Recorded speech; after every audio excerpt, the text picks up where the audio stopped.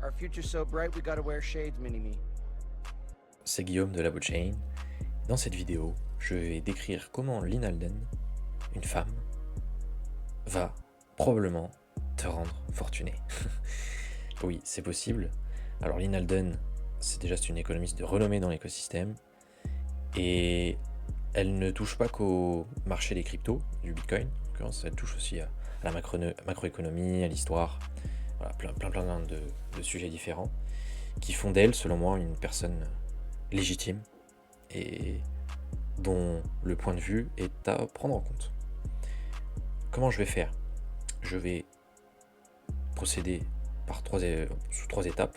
Je vais d'abord parler de l'évolution de la monnaie et sa distribution par la tech, la naissance des banques et ses dérives, ainsi que les masses monétaires. Je préfère faire trois vidéos, trois parties, parce que sinon ce serait très long et il y a beaucoup d'informations. C'est d'ailleurs la raison pour laquelle j'ai mis deux semaines, même plus de 2 semaines avant de faire une nouvelle vidéo, parce que le livre fait 500 pages, il est en anglais, il y a pas mal de termes que je ne connaissais pas ou pas très bien, il a fallu tout mettre en ordre, tout réécrire, bref, ça fait beaucoup de travail, mais l'idée c'est d'apporter un maximum de valeur dans chaque vidéo, une sorte des condensés en fait, des condensés, pour que ce soit plus simple, parce que faut du temps aussi pour lire des bouquins pareils, il faut avoir envie, et c'est pas facile, je reconnais que c'est pas facile. Il faut savoir que le livre est présenté sous trois axes, je dirais, je l'ai perçu comme ça en tout cas.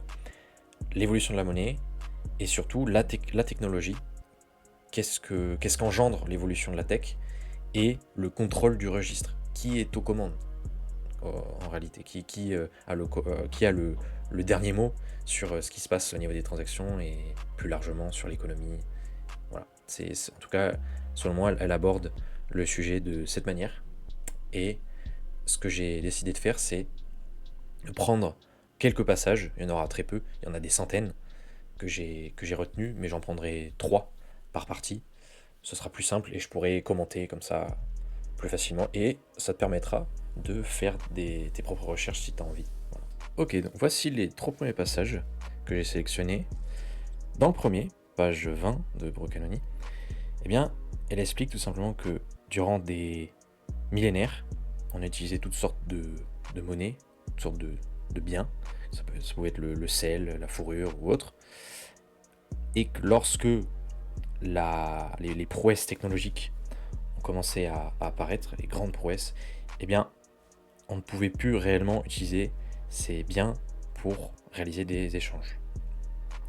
Tout simplement parce que les personnes qui détiennent cette technologie, on va voir, peuvent complètement bouleverser le statu quo et causer quelques problèmes au passage. D'autre part, il est dit que les décisions politiques affectent de manière locale et temporaire les choses, tandis que les prouesses technologiques, les changements, affectent les choses globalement et de manière permanente.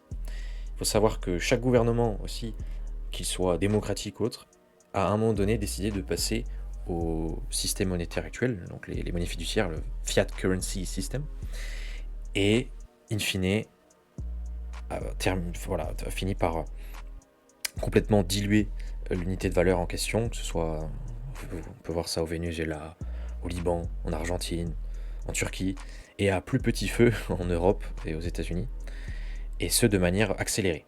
Voilà. Donc ça c'est ce qu'on retient de la technologie. Donc c'est pas vraiment, finalement, certes les gouvernements sont responsables, mais c'est aussi la technologie qui provoque ça. Et la question est la suivante, est-ce qu'on s'adapte ou pas? Voilà. Et troisième passage sur cette partie, qui résume plus ou moins l'ensemble, donc c'est que le système monétaire qui permet à tous les participants d'être sur le même pied d'égalité, en quelque sorte en termes de production, en termes de capacité de production, eh bien ce système-là fonctionne tant que chaque participant, on va voir, a les mêmes capacités à peu près. Et il faut savoir que ce système a fonctionné pendant des millénaires, on le sait, avec la fourrure, le sel, le tabac, etc. Mais si une civilisation qui a une technologie extrêmement avancée débarque comme, voilà, on se doute que comme comes from across the ocean, on se doute que c'est en Amérique du Nord, et arrive avec au 15e siècle, c'est le 15e, 16e siècle, et arrive avec des outils très, très performants, eh bien, forcément, à un moment donné, ils vont se rendre compte qu'ils peuvent fabriquer, là on parle des coquillages, ils finissent par se rendre compte qu'ils peuvent fabriquer énormément de coquillages, vu que les coquillages sont utilisés comme monnaie dans le système, et ensuite ils peuvent tout simplement s'accaparer les biens et services très rapidement. Donc voilà. They can probably make an order of magnitude more shell beads per unit of work than anyone else. C'est-à-dire que là, ils peuvent produire des coquillages, mais avec une quantité de travail qui va être ridicule par rapport au résultat, en fait. Qu'est-ce qui se passe? Eh bien, il y a une dévaluation, une dilution de la monnaie. Pourquoi? Parce que le marché finit par être rempli de coquillages de manière anormale. Il y en a énormément en circulation après. Ce qui fait que, comme je disais à l'instant, ces derniers, donc les personnes qui ont ces technologies puissantes entre les mains, peuvent s'accaparer, peuvent prendre le contrôle des ressources pendant le processus. Et le truc surtout à prendre en compte, c'est que le temps que les tribus qui n'ont pas cette technologie se rendent compte de ce mouvement, de ce petit stratagème, eh bien, il est déjà trop tard, parce que les personnes qui sont arrivées, elles ont déjà pu faire leur affaire, quoi. Voilà, en gros, l'idée.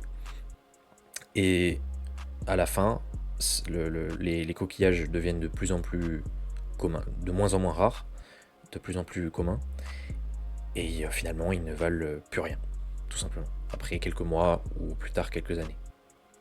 Seconde sous-partie, la naissance des banques et ses dérives. Alors oui, je ne parle pas de l'or, de l'argent, tout ça, de l'apparition des métaux précieux, du moins le commencement de l'utilisation des métaux précieux. Pourquoi? Parce que je préfère aller droit au but, et ce qui nous intéresse, ça reste le système actuel, comment améliorer les choses actuellement. Donc je passe directement à la naissance des banques. Voici les 3 passages. Alors le premier décrit les avantages principalement. Lorsque 2 marchands ont beaucoup de pièces d'or, par exemple, eh bien, il se trouve que c'est compliqué parfois pour réaliser les transactions. Et si chaque marchand ont une banque en commun, ou ont une certaine relation avec une banque, sont inscrits, on va dire, eh bien, ils peuvent informer la banque en question de leurs transactions, et la banque s'occupe de modifier le registre. Dire voilà, le marchand A a acheté tant au marchand B, donc à partir de là, on peut, de manière beaucoup plus simple, actualiser le registre.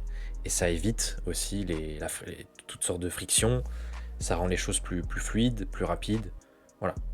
Et bien évidemment, la banque obtient une commission du fait des services apportés. Jusqu'ici, rien de méchant, rien de problématique, mais du fait que le système bancaire mondial a fini par réaliser de grandes prouesses, les transactions étaient de plus en plus fluides, et l'actualisation du registre s'est fait de manière de plus en plus rapidement, eh bien, le volume des transactions par rapport au volume d'or a explosé. Et les consommateurs ont suivi la tendance, ce qui a accéléré le processus, je dirais. Et c'est justement cette efficience, cette augmentation de l'efficience qui a provoqué l'instabilité de la fondation du système. Parce qu'il n'y a plus vraiment de collatéralisation, il y a plus, la monnaie d'échange n'est plus indexée à l'or, par exemple. Et les personnes ne voulant plus retirer l'or des banques ou d'autres métaux, eh bien les banques, de ce fait, ont augmenté leur gold claims, donc c'est-à-dire les bouts de papier qui indiquent comme quoi la banque doit tant d'or à tel client. Mais à la fin, ça devient insoutenable. Parce que pour faire simple, s'il y a 100 € en circulation mais il n'y a que 10 euros d'or en banque, ça signifie qu'il y a 90 euros illusoires, qui n'existent pas réellement. Du moins, les clients ne peuvent pas demander de l'or en échange, étant donné qu'il n'y a que 10 euros en or à la banque. Voilà l'idée. Donc voilà, les gens ont continué, ça c'est le troisième passage, les gens ont continué à déposer leur or à la banque et recevoir des créances de la part de la banque pour pouvoir à un moment donné réclamer cet or. Mais les banques se sont rendues compte que tout le monde n'allait pas d'un seul coup demander son or. Tout le monde n'allait pas réclamer du jour au lendemain, voilà, pour aller faire telle ou telle chose. Donc ce qu'elles ont fait, c'est qu'elles ont commencé à générer de plus en plus de créances et abandonner la collatéralisation en or. Et c'est ce qui a petit à petit emmené vers ce qu'on appelle la réserve fractionnaire, le fractional reserve banking. Et ce système a fini par se consolider et à se transformer en central banking, donc le système de banque centrale, et ce dans plusieurs pays. Et le problème maintenant, c'est que il y a énormément d'euros ou de dollars ou d'autres monnaies fiduciaires en circulation, mais la collatéralisation n'est pas là, quoi. Donc ce qui se passe, c'est que ce qu'il faut comprendre simplement, c'est que si demain tout le monde veut retirer un bien comme de l'or ou autre contre ces euros, c'est pas possible. La banque n'a pas tout simplement pas ces réserves. Voilà, donc ce qu'on va voir, c'est maintenant comment les banques tentent de pallier ce problème, mais ça provoque peut-être même encore plus de problèmes qu'autre chose. Je pense bien évidemment à l'impression monétaire et d'autres pratiques. On va voir ça après.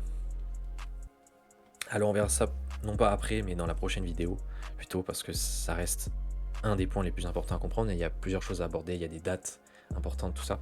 Et là j'aimerais terminer par les masses monétaires. Alors, ça se passe aux États-Unis.